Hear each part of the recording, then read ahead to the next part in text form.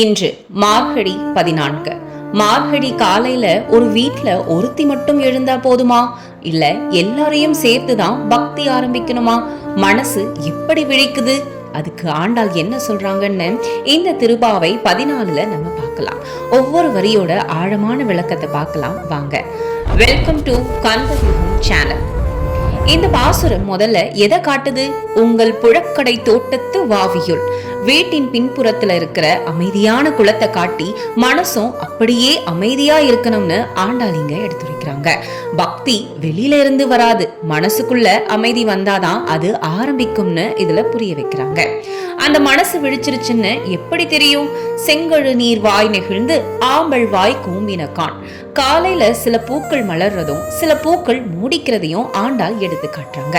நல்ல எண்ணங்கள் மனசுல மலரும் போது தேவையில்லாத ஆசைகள் தானா குறையும்னு இதுல அழகா சொல்றாங்க. இந்த பக்தி யாரோட வாழ்க்கை மாதிரி இருக்கணும்? செங்கல் பொடிக்கூரை வெண்பல் தவத்தவர், பெரிய அலங்காரம் இல்லாம எளிமையா வாழ்ற தவசிகளை ஆண்டாள் எடுத்து சொல்றாங்க. பெருமாளுக்கு வெளி அழகு முக்கியம் இல்ல, மனசுக்குள்ள இருக்கிற சுத்தமும் நேர்மையும் தான் முக்கியம்னு இதுல புரிய வைக்கிறாங்க. அந்த தவசிகள் இப்போ என்ன செய்ய வராங்க?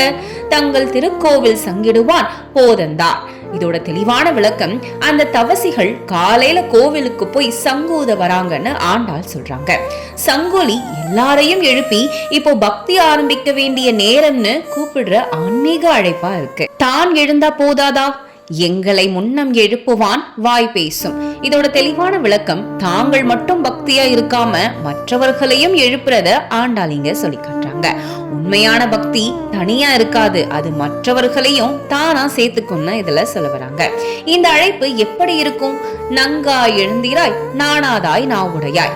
இது கோபமா இல்ல, வா மனசை திறந்து பக்தியோட பேசுன்னு அன்போட கூப்பிடுற வார்த்தை.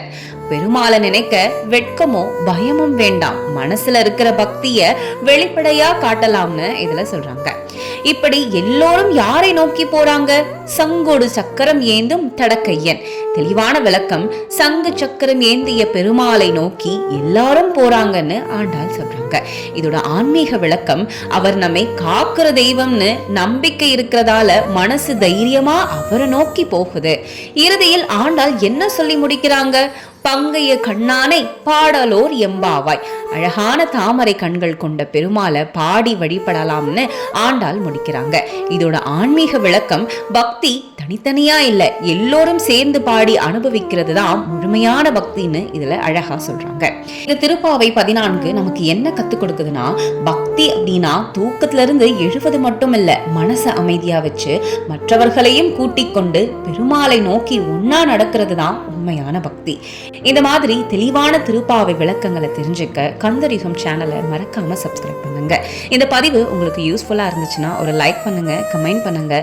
அடுத்த திருப்பாவையில சந்திப்போம். நன்றி மக்களே.